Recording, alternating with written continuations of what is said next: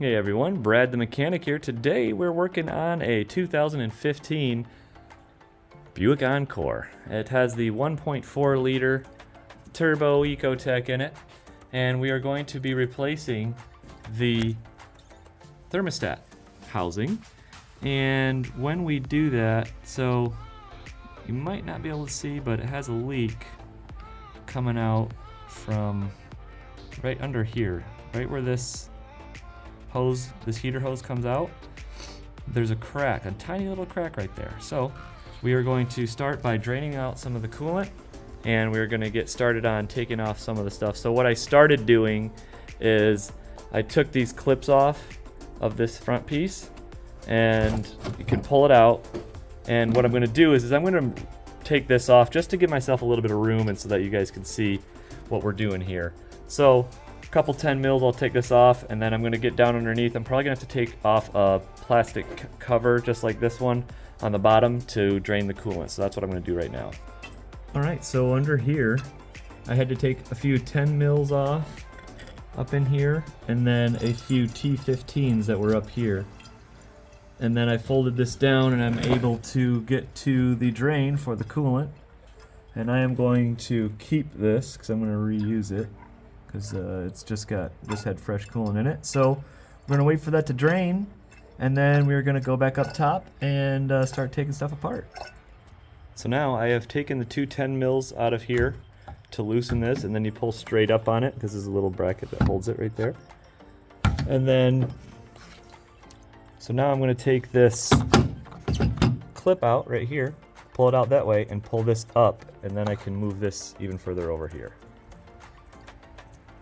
Take this, pull it out, and this is going to come straight up, just like that. And now we can move this out of the way. Next, we're going to take these clamps off.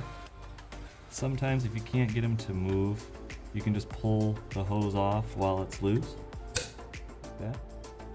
Out of the way there. And so this one I have a special tool for, but you can use your pliers or needle nose to get to it, but I'm going to use a different tool for that. It was on kind of an angle, so I decided just to use channel locks because it can be done just using these, and probably just going to do the same thing we did with the other one. Pull it off while I'm loosening the hose. There we go. This here is the intake tube. We're going to loosen this and take this out of the way.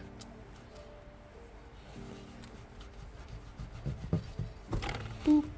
Just like that. And then you can see we got a little bit of blow by from the turbo, so it's going to go on the list of stuff we need to fix.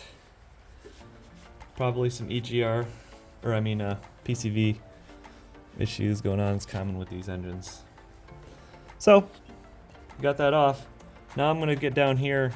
I'm going to take this hose clamp off of that rear heater hose. So I actually got the hose clamp and I brought it forward out of the way.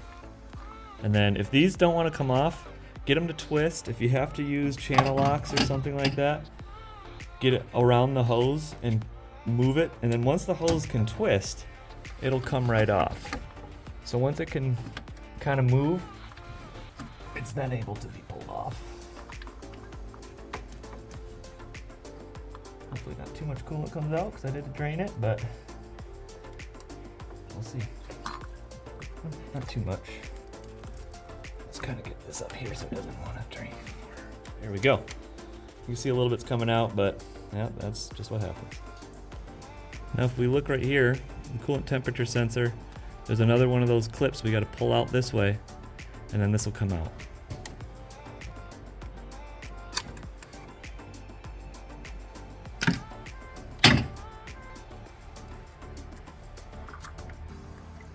Nice. And we got a new one of these that's going on, so we're going to take this off. Boop. Now this plug has it's stuck in here, a fastener. So what I'm going to do is I'm going to take this thermostat housing off and then remove this. I'm going to take this clip off here really quick. This red clip goes back, and then I'm able to push this pin in and take this plug off. And so I'm going to do that, see? And then now I'm going to take this out of the way. And there's a few of these that need to come off, right? And these are external Torx. It looks like this, and this is an E10, okay? E10, external Torx, in order to get these off. And it looks like there is 4 or 5 of them, so I'm gonna get these off, and then we're gonna use needle nose pliers to come back behind this, pinch the clip in order to get that off. So these bolts like to stay in the thermostat housing, they don't come all the way out.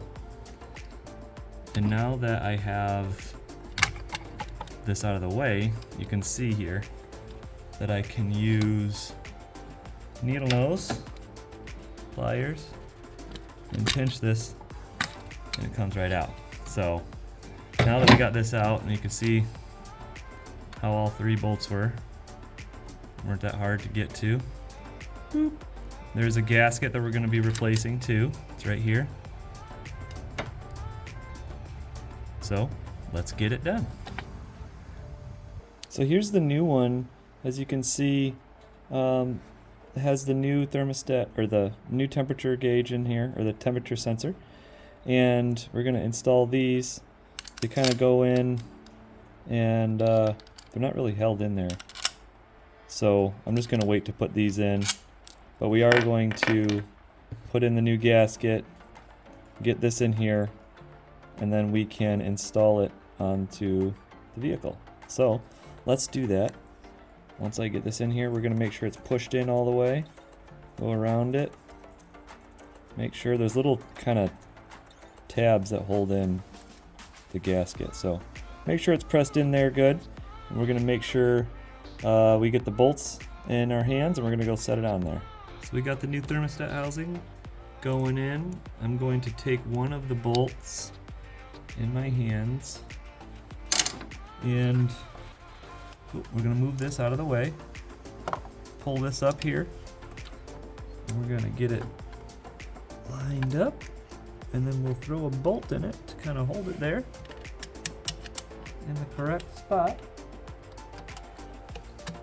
And we're going to put these all in by hand first, because you don't want to take a chance of messing them up, especially if it's going into the side of the block. You're most likely not going to mess them up, but it's better to be safe than sorry pretty much all the time when it comes to cars, because a half-an-hour project like this one can easily turn into a couple-hour project, or an all-day project, or an all-weekend project, just by screwing up one little bolt. So I always say start by hand and don't drop them into the coolant, and then it gets your hands all dirty. Start them all by hand, and then we'll come back with a ratchet. So now we're going to put this rear heater hose on, and I did have this on first because it was a pain. So I'm going to slide that on first. Then we're going to grab this hose. Hopefully it doesn't leak too much more on me. Don't get me wet. I'm going to throw this on. Yeah, didn't get too wet at all. And now that that's on there, I'm going to take this hose clamp and slide it on. It's easier said than done, but it can be done. Next, we're going to take this coolant temperature sensor plug, and we're going to plug it into the coolant temperature sensor. Make sure that clips on there. Pull it back a little bit, make sure it's not loose. And then we are going to come here and take this heater hose, or this actually this coolant hose here. We're going to try to put this on, but what we got to do is see how I didn't put this, so I got to loosen this, and then I'm going to slide it on there. So we'll get our channel locks on here. Open it up a little bit, like so. Slide the hose on. Boom. I'm gonna do the same thing with this one. try to get it on a little bit. Grab it with the pliers. Open it up. Slide it on. Tighten it back down. Give it a little snug hole there. Now the next hose that goes on top of here is connected to the coolant reservoir.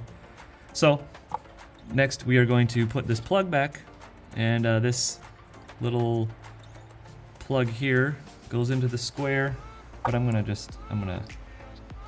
attach it really quick. Make sure it gets plugged in.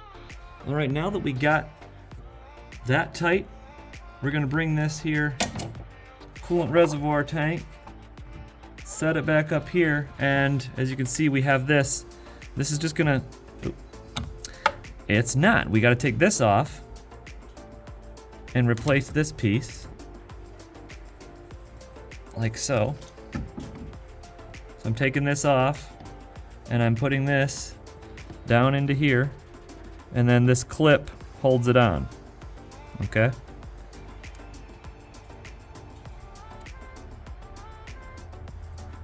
Looks weird, but that's. Now that we got the intake hose tight, we're gonna take this hose, stick it back in here, make sure the clip's on there, make sure it's tight.